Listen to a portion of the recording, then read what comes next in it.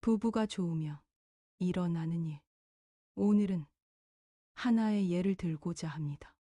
오래전에 학생부장을 맡으면서 신방을 참 많이 했던 때가 있었습니다. 그 당시 교구장님께서 어린 저에게 하신 말씀이 있습니다. 당신이 교구장을 하시오. 그때 정말 열심히 뛰어다녔습니다. 주일에 만나는 학생들의 표정이 평소와 다르면 반드시 체크해서 신방을 했습니다. 젊은 패기로 정신없이 움직였던 것 같습니다. 하지만 그 시간이 제 인생에는 큰 도움이 되었습니다. 저는 너무 어린 나이에 교회에 들어왔기 때문에 원리를 제대로 알지 못한 채 신앙생활을 시작했습니다. 그러다 이세들을 만나면서 비로소 원리를 이해하기 시작했고, 그것이 지금까지 제 삶을 이끌어주는 힘이 되었습니다. 그래서 늘 이렇게 말하곤 합니다. 육체적인 기본은 군대에서 만들었고, 영적인 기본은 학생부장을 하면서 만들었다. 이러한 배경은 지금도 제게 자랑스러운 경험이며 영계에도 가져가고 싶은 보물 같은 기억입니다. 오늘은 학생부장을 하면서 있었던 잊을 수 없는 한 가지 이야기를 나누고자 합니다. 학생부장으로 부임한 지 얼마 되지 않았을 때였습니다. 사무실에서 식구님들의 신상카드를 보며 정리하고 있는데 고등학교 1학년 남학생이 찾아와 상담이 있다고 했습니다. 그는 얼굴에 미소를 띠고 머리를 살짝 숙이며 이렇게 말했습니다. 다음 주에 여학생들과 미팅이 있는데 가도 되나요? 참으로 난감한 질문이었습니다. 속으로 이 녀석 제법 맹랑하네 하며 잠시 눈을 감았습니다. 가지 마라 라고 말하면 뻔한 학생부장이 되는 것이고, 그는 아마 그 뻔한 답을 들으러 온 것도 아닐 것입니다. 아주 짧게 기도한 뒤 눈을 뜨고 이렇게 말했습니다. 좋다. 내가 여학생을 만나는 것을 부모님들이 좋아하실 것 같으면 가고 싫어하실 것 같으면 가지 마라. 이렇게 답하고 그를 돌려보냈습니다. 그 후 일주일 동안 저는 그 학생이 과연 미팅에 갔을까, 안 갔을까 하는 생각으로 지냈습니다. 주일이 되어 예배가 끝나자마자 그 학생을 불렀습니다. 여학생이랑 미팅했어. 예뻤어. 하고 물었습니다. 그 학생은 머리를 긁적이며 대답했습니다. 안 갔어요. 그때는 그 학생의 부모가 누구인지 몰랐습니다. 그러나 가지 않았다라는 답을 듣고 저는 말했습니다. 어머니께 연락드려서 오늘 제가 찾아뵙겠다고 전해라. 그리고 그 학생과 함께 집을 찾아갔습니다.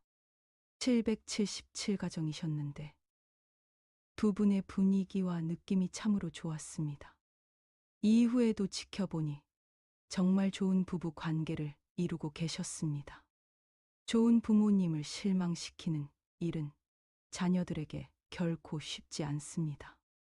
부모님 때문에 미팅을 가지 않았던 그 학생은 지금도 제 마음속에 깊이 남아 있습니다. 그때는 제가 축복을 받은 직후였는데 그 사건은 내가 가정을 이루면 어떻게 살아야 할까를 깨닫게 해준 계기가 되었습니다. 그때의 결심을 지금도 지키고 있는 것 같습니다. 지나고 나서 생각해 보니 그 학생에게 안 돼, 혹은 다른 방식으로만 말렸다면 어땠을까 싶습니다. 그러나 부모를 실망시키지 말라 라고 한 것은 그 부모님들의 삶을 보았을 때 참으로 적절한 대답이었다는 생각이 듭니다. 그 후 이세들을 관찰하며 알게 된 것은 그들이 참으로 효녀라는 점이었습니다. 남을 먼저 생각할 줄 아는 아이들이었습니다. 한 번은 초등학교 5학년 여학생이 시무룩하게 사무실에 와서 앞뒤 설명도 없이 이렇게 말했습니다. 어른들은 왜 말을 함부로 해요? 우리는 말을 할 때 상대를 생각하고 또 생각해서 말하는데 어른들은 왜 쉽게 말을 해요? 저는 그 말을 듣고 어떻게 달래야 할지 몰라 당황했던 기억이 있습니다. 집에서 같이 살다 보면 자녀들이 효자, 효녀라는 것을 체감하기 어려울 수도 있습니다.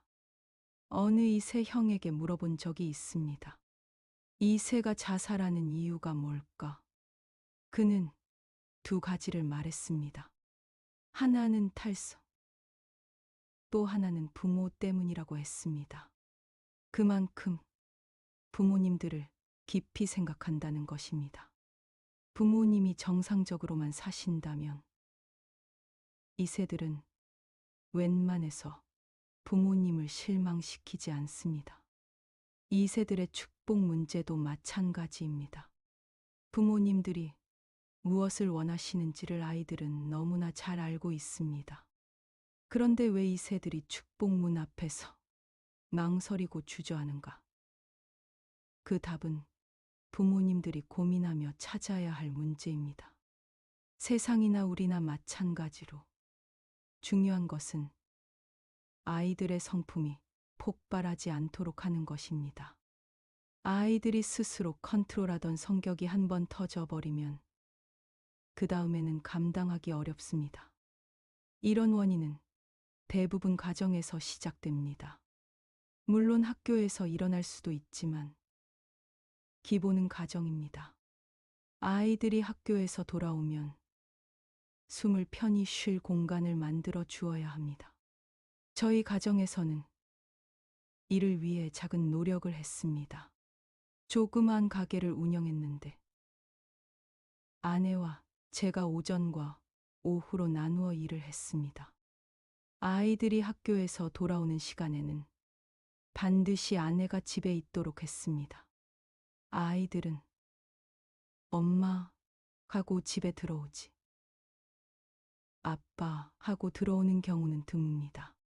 그게 도움이 되었는지는 몰라도 아이들은 무난하게 성장한 것 같습니다.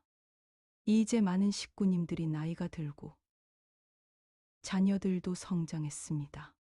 그러나 지금부터라도 엄마, 아빠가 달라진 모습을 보여준다면 아이들도 반드시 달라질 것입니다.